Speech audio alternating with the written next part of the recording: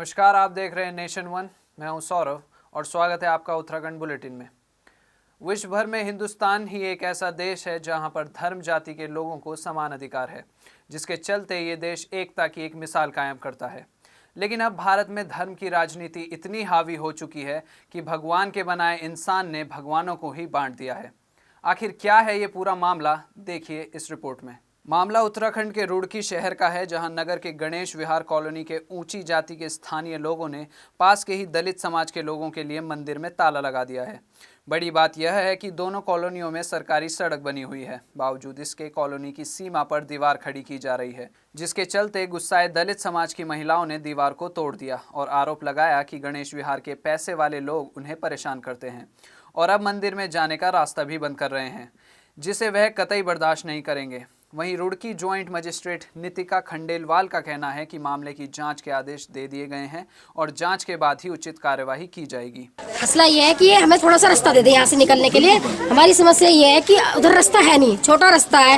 ये रास्ता है कि यहाँ से एम्बुलेंस भी आ जाती है और ये लोग लड़ने मरने को तैयार। अब भी देखो, अब भी देखिए, ये लोग लड़ने मरने को तैयार होते हैं, फिर भेदभाव करते हैं। मंदिर जाने के लिए जात बिरादरी को लाते हैं, ये कि यहाँ के चमार है, हम ज्यादा वो है। मंदिर बताते हैं अपना, जबकि मंदिर भी इनका नहीं है, दान दिया हुआ मंदिर है ये। उसमें अगर इन्होंने मूर्ति मारती रख दी तो मंदिर इनका हो गया। मामला यह है, मेरे वार्ड में 3-4 जगह कॉलोनाइजर ने इस तरह से सड़क बंद कर दी, उस तरफ से सड़क बंद कर दी। गलती कॉलोनाइजर की। वहाँ के मौके पर जिन लोगों ने रास्ते के नीचे, लाइन के नीचे मंदिर बना लिए, गड़बड़ कर रखी उन लोगों ने।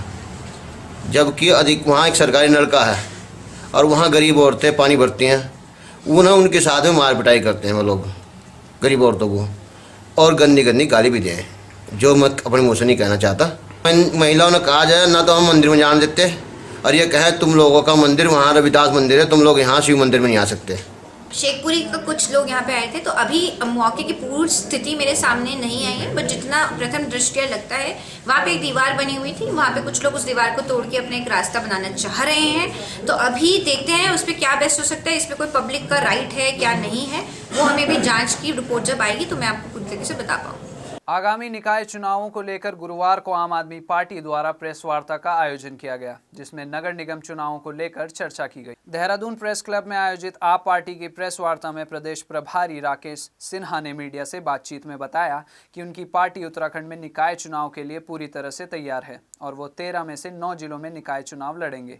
वहीं बीजेपी द्वारा चंदा लिए जाने पर उन्होंने कहा कि बीजेपी और कांग्रेस दोनों ही भ्रष्टाचार को बढ़ावा दे रही हैं। देखिए, अगर आप सिर्फ देहरादून की बात कर रहे हैं तो देहरादून में हम मेयर की सीट लड़ेंगे और अधिकांश वार्ड की सीटों पर लड़ेंगे। देहरादून के अपने मुद्दे हैं, इसके लिए हमारी एक मैनिफेस्टो कमेटी है जिसने देहरादून के मुद्दों को चिन्हित किया है। देहरादून में बहुत सारे मामले हैं, सफाई का मामला है, सड़क का मामला है, शिक्षा का मामला है, स्कूलों की बदहाली हालत है, और निगमों में भ्रष्टाचार है। सबसे बड़ी बात है कि इस भ्रष्टाचार का उजागर हम करेंगे। 90 के दशक में उत्तराखंड राज्य का प्रधान बनकर अपनी सेवाएं देने वाला अब दर दर की ठोकरें खाने को मजबूर है। कभी अपने ही गांव का प्रधान रह चुका एक बुजुर्ग, जिसने गांव के विकास के लिए आंदोलन और अनशन किए, आज अपनी ही किस्मत को रो रहा है और उसकी मदद के लिए कोई भी आगे नहीं आ रहा है। घनसाली विधानसभा के गांव मरवाड़ी का यह निवासी प्रेम सिंह राणा है, जो इन दिनों अपने बुढ़ापे में मदद के लिए दर दर भटक रहा है। ये बुजुर्ग व्यक्ति 1997 में अपने गांव का ग्राम प्रधान रह चुका है और कई मौकों पर गांव के विकास के लिए धरना और भूख हड़ताल भी कर चुका है। लेकिन ऐसे समाज सेवी व्यक्ति का बुढ़ापा जर्जर हाल में गुजर रहा है। आलम यह है कि अब ये बुजुर्ग अपने दाएं पैर की बीमारी के उपचार के लिए भी अस्पताल तक नहीं जा पा रहा। बुजुर्ग प्रेम सिंह राणा का कहना है कि वर्तमान विधायक शक्तिलाल शाह ने वह कई बार मुख्यमंत्री राहत कोष और अन्य तरह से मदद की गुहार लगा चुके हैं, बावजूद इसके उनको कोई मदद मुहैया नहीं कराई जा रही है। ऐसे में सवाल उठता है कि जब बीजेपी के इस पूर्व कार्यकर्ता का सरकार इस तरह ख्याल रख रही है, तो प्रदेश की जनता का कैसे ख्याल रखेगी, ये आप समझ ही सकते हैं। मैं साहब पहले प्रधान रहा, 2097, 98, 2000 में चुनाव हुआ तो 2 लड़के थे। एक लड़का मेरा 98 में गुजर गया, उसका 2 बच्चे थे, वो छोटे। तो कोई वाज नहीं था। मैं गरीब आदमी हूँ, पहले ये हुआ तो मेरा जो है साधन कुछ नहीं है साहब। तो पहले भी मैं अपने आप पे बीमार रहा। फिर मैं बोला किसी लिए कि भाई कुछ मेरे राहत करो। माना विधायक को बोला तो आज साल भर हो गया, उसने आए कि मुख्यमंत्री रात को से हमारा कुछ खर्चा दिला दो 20-30 हज़ार रुपये। अभी साहब उसने अभी तक कुछ नहीं दिया। ये बुढ़े के यहाँ रखाल मोटर मार्ग जो है वो उसमें मैंने भूख हड़ताल किया 11 दिन तक 2001 में। अच्छा। हाँ, तब वो रोड उत्तरकाशी गई पहले। बागेश्वर के गरुड़ तहसील में गरुड़ बाजार को नगर पंचायत बनाने की मांग ने अब जोर पकड़ लिया है, जहां नगर पंचायत बनाओ संघर्ष समिति ने अनिश्चितकालीन धरने का ऐलान कर दिया है। उत्तरायणी मेले का उद्घाटन करने आए सूबे के मुख्यमंत्री त्रिवेंद्र सिंह रावत द्वारा मंच से गरुड़ नगर पंचायत बनाए जाने की घोषणा पर चुप्पी साधने के कारण नाराज नगर पंचायत बनाओ संघर्ष समिति ने अनिश्चितकालीन धरने का ऐलान कर दिया है। समिति के संरक्षक अधिवक्ता DK जोशी ने बताया कि सरकार जन भावनाओं के साथ खिलवाड़ कर रही है और स्वच्छता, सुलभ शौचालय, रास्ते, स्वच्छ पेयजल पूर्ति, अतिक्रमण, वाहनों की पार्किंग आदि जनता की बुनियादी सुविधाओं को पूरा नहीं किया जा रहा है। उन्होंने स्थानीय राजनीतिक दलों के नेताओं से अपील की है कि वे जनहित में अपने स्वहित छोड़कर एक मत से नगर पंचायत का वहीं उत्तरायणी मेले बागेश्वर में शिरकत करने आए सूबे के पूर्व मुख्यमंत्री हरीश रावत ने भी धरनाकर्ताओं के रजिस्टर में अपना नाम दर्ज कर अपना समर्थन दिया है। गरुड़ बैजना नगर पंचायत बनाओ संघर्ष समिति के तत्वाधान में उसके बैनर तले यह एक अनिश्चितकालीन धरना प्रदर्शन इस मांग के साथ कि बहुत लंबे समय से 4 बार इसकी घोषणा हो चुकी है नगर पंचायत गठन की, वो अभी तक भी नहीं हुई है, क्योंकि यहाँ पर मूलभूत सुविधाएं जैसे पब्लिक शौचालय हैं या कूड़ा निस्तारण की व्यवस्था है, पेयजल की व्यवस्था है, नालियों का जो है रखरखाव है और निकासी है, ये कुछ भी यहाँ पर सुविधाएँ नहीं हैं। तो हमने अनिश्चितकालीन धरना 15 जनवरी 2018 कल से शुरू करी मांगें 10 सूत्री मांगें यहाँ पर नहीं मानी जाएंगी या उन पर अमल नहीं होगा, तब तक ये धरना अनिश्चितकालीन जारी रहेगा। वक्त हो चला एक छोटे से ब्रेक का। ब्रेक के बाद भी खबरों का सिलसिला जारी रहेगा। पनपता रोष,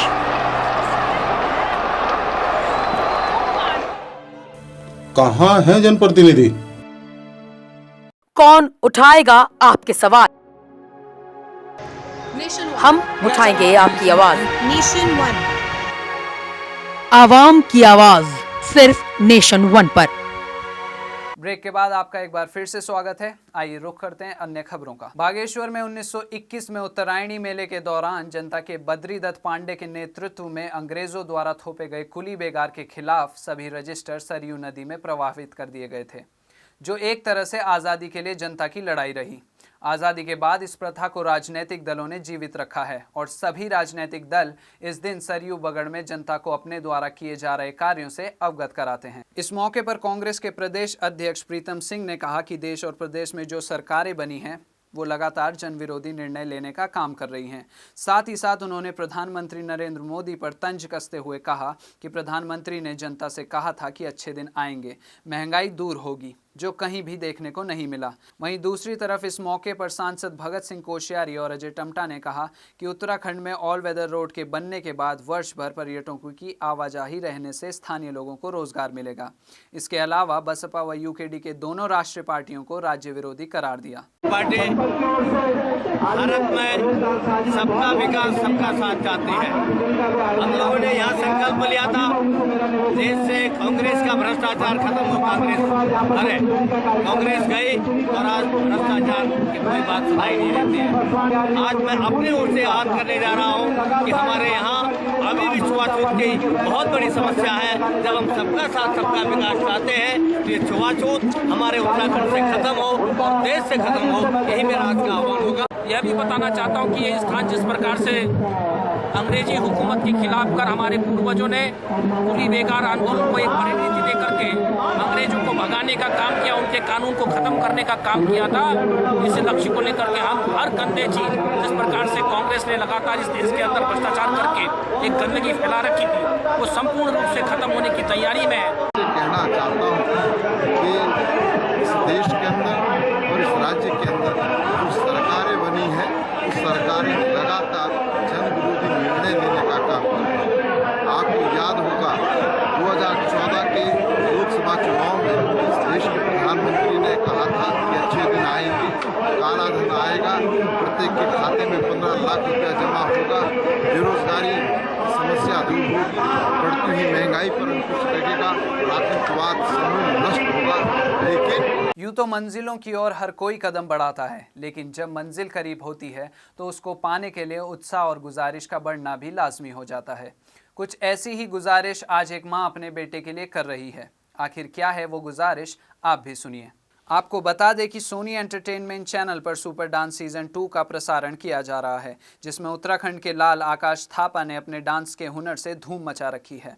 अपने शानदार डांसिंग के द्वारा आकाश थापा ने टॉप 8 में जगह बना ली है, जिसके लिए उनकी मां ने सभी प्रदेशवासियों से उसे फाइनल में पहुंचाने के लिए अपील की है। वहीं मीना थापा का कहना था कि आकाश का शुरू से ही डांस के प्रति लगाव था, जिसके लिए उसने बहुत मेहनत की है और अब प्रदेशवासी देवभूमि के इस बेटे को वोट करेंगे तो वो जरूर इस शो को जीतेगा। हाँ जी, सपोर्ट तो हम पहले से करते थे। वो छोटे से करता था डांस और उसका रुचि था डांस में ज़्यादा, तो उसको हमने डांस क्लास भी डाला। मेरे से ज़्यादा मेरे हस्बैंड ने उनको सपोर्ट किया कि नहीं, उसका इसमें है इंटरेस्ट तो उसको भेजना है बोलकर। तो वो छोटे से करता था डांस, तो उसको अभी 2-3 साल हो गए सीख रहा है डांस। ये आकाश थापा जो उत्तराखंड का बेटा है, वो सुपर डांस इंडिया 2 सीज़न में 8 पोजीशन पर पहुंच चुका है।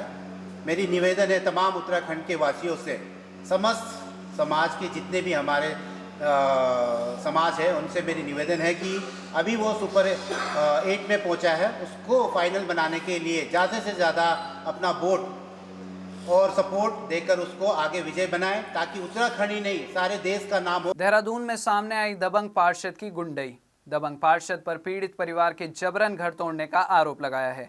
वहीं अवैध निर्माण को लेकर दोनों पक्ष ही एक दूसरे पर आरोप प्रत्यारोप लगाते नजर आ रहे हैं। मामला देहरादून के डालनवाला क्षेत्र का है, जहां एक पीड़ित परिवार ने स्थानीय पार्षद आनंद त्यागी पर डराने धमकाने का आरोप लगाया है।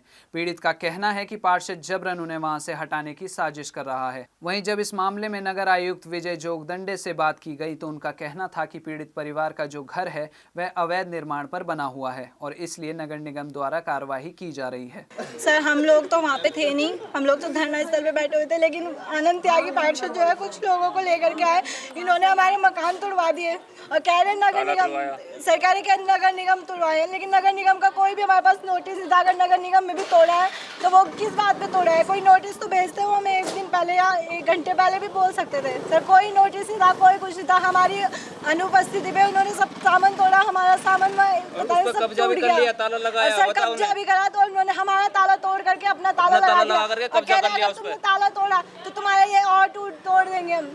कह रहे जिसके अंदर हिम्मत होगी वो आप ये ताला तोड़ के दिखा दे मेरा, जो हमने नगर निगम वालों ने लगाया है। सर, ये भैया वो दबंग लोग हैं, वो जो है ना मकान तोड़वा रहे हमारा ना, और उनकी गलती है कि रोड में जो है लैट्रिन बाथरूम बना रहे हैं ना, तो हमने बोला तुम पूरे में कवर कर लो, पर हमें थोड़ी सी जगह दे दो निकलने के लिए, और पूरा रास्ता बंद कर दिया। हमने कहा कि हमें थोड़ा सा रास्ता दे दो ना, खोल के निकल जाएंगे हम लोग यहीं से। अब सारा मकान तोड़वा दिया हमारा। डालनवाला क्षेत्र में नदी के भूमि पर किसी ने मकान बनाने का शुरू किया था और उसके वजह से उनका ये शिकायत था कि वहाँ पे एक शौचालय भी बनाया जा रहा है।